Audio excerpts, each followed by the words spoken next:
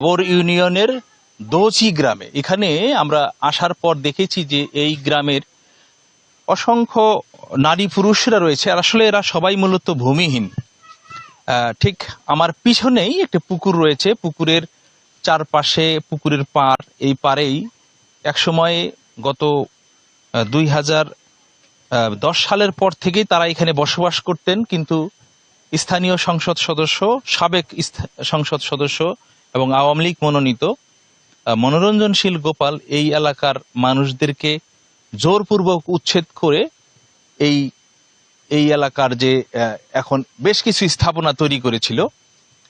হাসিনা সরকার পতনের পর থেকেই এই এলাকা সহ বিভিন্ন এলাকার লোকজনেরা, যেহেতু একসময় এদের উপরে নির্যাতন করা হয়েছে, তারা এবং অন্য এলাকার লোকজন শহরা এই অবৈধ স্থাপনার যে মালিক ছিলেন মনোরঞ্জনশীল গোপাল, তার অবৈধ স্থাপনাকে গুড়িয়ে দিয়ে পাশেই আমরা একটু দেখাতে চাচ্ছি যে এই পাশে একটা বড় একটা পুকুর রয়েছে।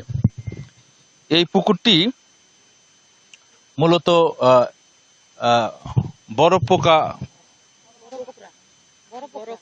বড় ফকরা পুকুর নামে পরিচিত। এই পুকুরের এই ভূমিহীনদেরকে নিয়ে তারা একটি এখানে একটা সমিতি, সমবায় সমিতি গঠন করা হয়।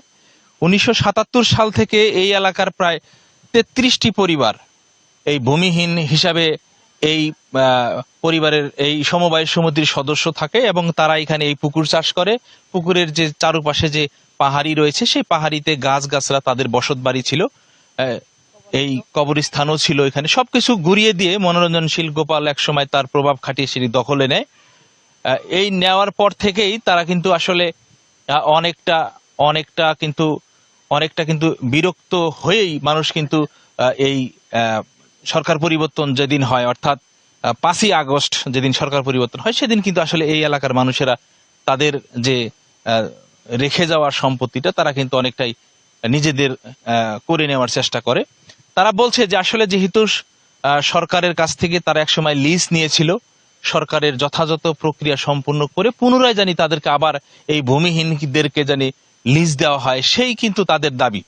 আমরা সরাসরি এই গ্রামের একজন ভূমিহীন রয়েছেন, মুক্তা আপা, আমরা তার সাথে একটু কথা বলার চেষ্টা করবো। আপনি আমাদেরকে একটু জানাবেন যে আসলে আপনারা কেন আজকে এই মানববন্ধন শুরু করলেন? আপনাদের দেখলাম যে অনেকেরই চোখের পানি ছলছল করছে, আসলে মূলত আপনাদের ভাষাটাই বা কি ছিল? আসসালামু আলাইকুম, আমার নাম মোসাম্মদ মুক্তা পারভিন, আমি এই জায়গারই একজন বাসিন্দা। উনারা আমাদেরকে জোরপূর্বক ভাবে উচ্ছেদ করছেন। যখন আমাদেরকে এখান থেকে উচ্ছেদ করে দেয়, আমাদের যাওয়ার মতো কোনো জায়গা ছিল না। তখন আমি গার্মেন্টসে কাজ করে আমার বাড়ি ভিটা কিনি এবং সেই বাড়ি করছি। এখন ওই বাড়ির বৃষ্টির পানি যদি এখানে পড়ে, ওরা হুমকি দেয় এখান থেকে উঠাই দিবে, টিন সরাই ফেলো, এরকম অবস্থা করে। তারপরে আমরা এখন আমাদের জমিটা আবার ফিরে পেতে চাই। আসলে তাদের এই অসংখ্য যারা সবাই কিন্তু আসলে মধ্যবয়স্ক, আমরা দেখেছি যে অনেকেই কিন্তু তাদের চোখের ভাষার ছলছল পানি করছে, চোখের পানি দিয়েই কিন্তু আজকে এই পুকুর পাড়ে দাঁড়িয়েছে। তারা মূলত হচ্ছে তাদের হারিয়ে যাওয়া যে সম্পত্তি তারা জোর করে নিয়ে গিয়েছিল, সেটা জানি আবার সরকার যথাযথ প্রক্রিয়া সম্পন্ন করে তাদেরকে বুঝিয়ে দেওয়া হয়। কারণ তারাও চাচ্ছে না যে জোর করে আমাদেরকে একবার জোর করে বের করে দিয়েছে, আমরা আবার জোর করে নিব, সেটা কিন্তু চাচ্ছে না। তাদের মূলত হচ্ছে সরকারের যথাযথ নিয়ম অনুসরণ করে সরকারি নিয়ম অনুযায়ী কিন্তু তারা তাদের এই সম্পত্তি ফিরে চায়। আমরা একজনের সাথে একটু কথা বলার চেষ্টা করবো। আপনি তো দেখলাম যে আপনার বাচ্চা কিছুদিন আগেও এখানে একটি তাদের কাছে এই মনোরঞ্জনশীল গোপালের যে যারা স্থানীয় লোকজন ছিল, যারা তাকে একসময় এই জোর করে জায়গাগুলো নিয়েছিল, তারা আপনার ছেলেকে পর্যন্ত বলে নির্যাতন করেছে। আসসালামু আলাইকুম, আমার নাম বিলকিস।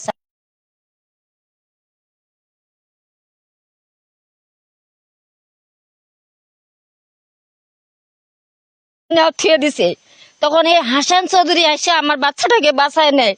আমি তখন ঘাস তুলতে গেছি গরুর জন্য, জানেন, এই বাচ্চা, এই যে জুরিয়া বাচ্চাটা, সেই বাচ্চাটাকে নিয়ে এখানে বাঁধছে। হাসান চৌধুরী আসছে, হাসান চৌধুরীকে অপমান করে ওকে যে অবস্থাগুলা করছে। ছোট বাচ্চা এখন স্কুলে গেছে, যদি না যাইতো তাহলে দেখতেন আপনারা।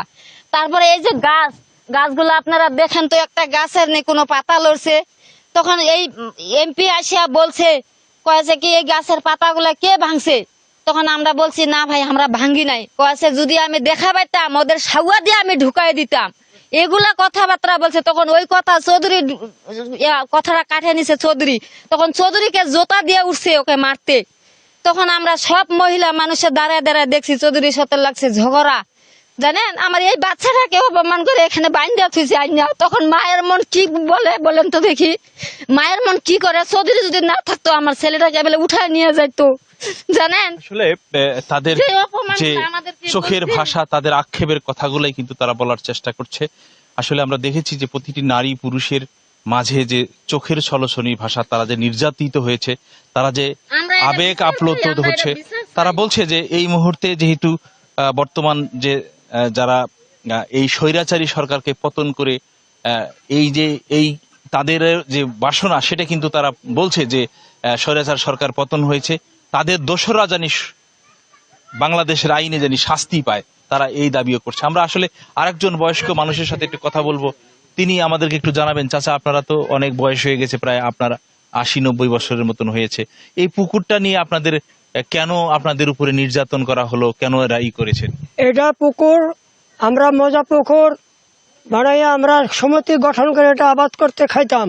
আমরা গরিব মানুষ, আমাদের কোনো অর্থ সম্পদ নাই, এটার উপর আমরা নির্ভর করতাম।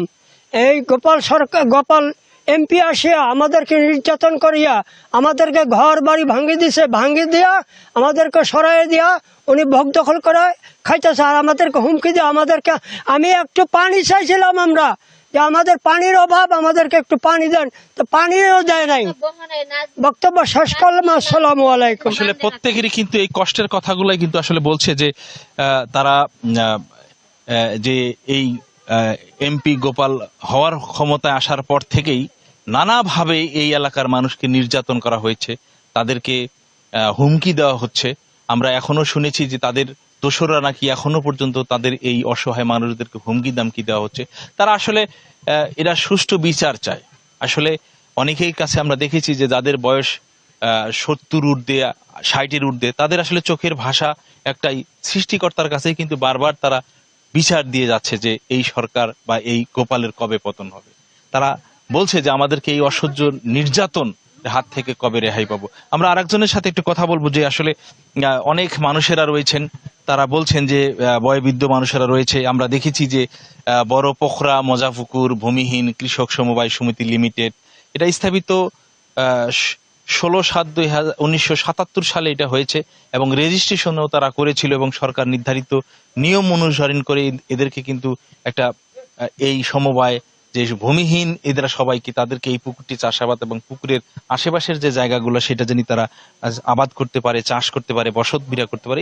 এটি ছিল আসলে এই এলাকার মানুষের মূল কর্মকাণ্ড। কিন্তু আজকে যেহেতু সরকার পতন হয়েছে, তারা বলছে যে আমাদের এই পুকুরটি, আমাদের যে সমস্ত জায়গায় যেভাবে যে বড় পোখরা, যে মজা পুকুর ভূমিহীন কৃষকদের সমবায় সমিতি যে রয়েছে, সেটি জানি আবার পুনরায় চালু করে দেওয়া হয় এবং তাদের এই জায়গাটুকু ফিরে দেওয়া হয়। আমরা আসলে একজন এই এলাকার যুবকের সাথে একটু কথা বলবো, যে আপনারা আজকে দেখলাম যে আপনাদের এলাকার অনেকেই বয়স 80-90-এর কাছাকাছি, অনেক বয়োবৃদ্ধ লোকেরা। আমরা যতটুকু জেনেছি যে এই যারা সাবেক যে সংসদ সদস্য মনোরঞ্জনশীল গোপাল এই জমিটা দখল করার পরেও অনেকেই সেই সময় প্রতিবাদ করেছে, সেই সময় অনেকে জেল খেটেছে, অনেকে কিন্তু আপনাদের মাঝে থেকে হারিয়েও গিয়েছে, অনেকে আপনার আসলে কেন আপনারা দাঁড়িয়েছেন? আসসালামু আলাইকুম। আমাদের দাবি ছিল, এই যে এই পুকুরটা দেখতেছেন, এই পুকুরটা কিন্তু সেই পাকিস্তান আমল থেকে আমাদের বাপদাদারা এটা খাচ্ছে। আমাদের শেষ সম্বল বলতে এই পুকুর, আর এই পুকুরের আশেপাশে যতটুকু জমি, মোটামুটি আমার বাবারা বলতে পারবে, আনুমানিক এটা আমি বলতে পারবো না। তা হ্যাঁ, 36-37 বিঘার মতো পুকুর আমাদের কাছ থেকে মনোরঞ্জনশীল গোপাল নিয়ে গেছে, সেটা আমাদের কোনো আপত্তি ছিল না। কিন্তু আমাদের পেটের মধ্যে, আমাদের বুকের মধ্যে লাথি দিয়ে আমাদের বাড়িঘর গুলো ভাঙে লুটপাট করে ও নিয়ে গেছে। পরিশেষে এমনও বলছে, অনেকের কাছে টাকা নিছে, যে টাকা নিয়ে বলছে যে তোমাদেরকে আমরা বাড়িঘর দিব অন্যখানে, কারো কাছে 20,000 50,000 এরকম ভাবে টাকা নিছে। নেওয়ার পরে ওই টাকাও দেয় নাই, আমাদেরকে বাড়িঘরও দেয় নাই। আজকে আমরা নিঃস্ব, আমরা দিন মজুর, আমরা কাজ করে ভাত খাই, আমরা আজকে দেউলিয়া হয়ে গেছি। আমরা দিনে আনতেছি দিনে খাচ্ছি, আমরা যে এক জায়গায় থাকবো সেটাও আমরা মনে করেন যে নিজের বাসায় থাকতে পারি না, যাও বাসা করছি বেড়ার বা মাটির, ওই হিসাবে আমরা আছি। সরকারের কাছে আমাদের আকুল আবেদন, আজকে আমরা সবাই একত্রিত হয়েছি, আমাদের যে পুকুর যেটা আমরা আগে খাইতাম, আমাদের একমাত্র আয়ের উৎস সরকার আমাদেরকে দিয়েছিল, আমাদের এই পুকুর আমরা আবার ফিরিয়ে চাই। এবং আমাদের যে বসত বাড়ি ছিল, যে আমাদের যেখানে আমরা ঢুকতে পারি না, আমাদেরকে হুমকি তুমকি দিত, বিভিন্ন ভাবে আমাদেরকে টর্চারিং করতো, এখানে যারা কথা বলতো তাদেরকে পুলিশ দিয়ে উঠে নিয়ে যাইতো, বিভিন্ন মামলা দিত, অথবা ছোট ছোট বাচ্চারা আসতো ওদেরকে মারধর করতো। আমরা আমাদের এই পুনরুদ্ধার, আমাদের বাড়িঘর, হ্যাঁ, আমরা ফিরিয়ে চাই। এবং এই সাবেক এমপি মনোরঞ্জনশীল গোপাল এবং তার চেলাপেলা হাঁস কালাম, হ্যাঁ, ওর সাথে জড়িত সবাইদের বিচার চাই এবং সুষ্ঠু বিচার চাই। আপনাদের মাধ্যমে আমার আকুল আবেদন, সরকার যেন আমাদেরকে দেখে, কারণ আমাদের আল্লাহ ছাড়া কেউ ছিল না। আমরা যে একটা কথা বলবো সেটাও আমরা পারতাম না, বুকের মধ্যে জমা রাখতাম। আজকে আপনারা আসছেন, আপনাদের সামনে আমরা মুখ খুলে কথা বলতে পারতেছি, ভিতরে যা ছিল আমরা প্রকাশ করতেছি। আপনাদের কাছে, সরকারের কাছে আমার আকুল আবেদন, আমাদের বাড়ি ভিটা এবং আমাদের আয়ের রোজগারের একমাত্র উৎস আমাদেরকে যেন সরকার ফিরিয়ে দেয়। আসলে এই ধরনের প্রত্যেকেরই কিন্তু মনের কথা, মনের ভাষা, মনের কষ্টের কথাগুলো তারা বলছেন। আমি দেখেছি যে আসলে প্রত্যেকেরই চোখের ছলো যে পানি, তাদের একটাই চাওয়া, তাদের পূর্বের ন্যায়, অর্থাৎ 2010 সালের পূর্ব মুহূর্তে যেভাবে তারা পুকুরটি সরকারের যে লিজ নিয়ে যেভাবে পরিচালনা করত, সেইভাবেই কিন্তু তারা দাবি করছে। এবং তারা জানি সরকারের যথাযথ নিয়ম পরিশোধ করেই তাদেরকে পুকুরের আশেপাশের যে জায়গাগুলো রয়েছে সেটি জানি এই এলাকার যারা প্রায় 31টি পরিবারের সেই সময় সদস্য ছিল, তাদেরকেই আবার পুনরায় এই সমিতিটাকে সচল করে তাদেরকে দেওয়া হয় এবং তারা তাদের দুমুঠো ভাত খেতে বেঁচে থাকতে চায় এবং মোটা কাপড় পরে তাদের পরিবার পরিজনকে নিয়ে একত্রিত বসবাস করতে চায়। তাদের আগত সন্তানদেরকে, যারা এখন ছোট ছোট সন্তানেরা রয়েছে, তারা যেন শিক্ষায় শিক্ষিত হয়ে দেশের কাজে, দশের কাজে তারাও জানি অংশীদারি হতে পারে। এটিই ছিল এইখানকার এই প্রতিটি ভূমিহীন মানুষের প্রত্যাশা। সুলতান মাহমুদ, দীপ্ত টেলিভিশন, দিনাজপুর।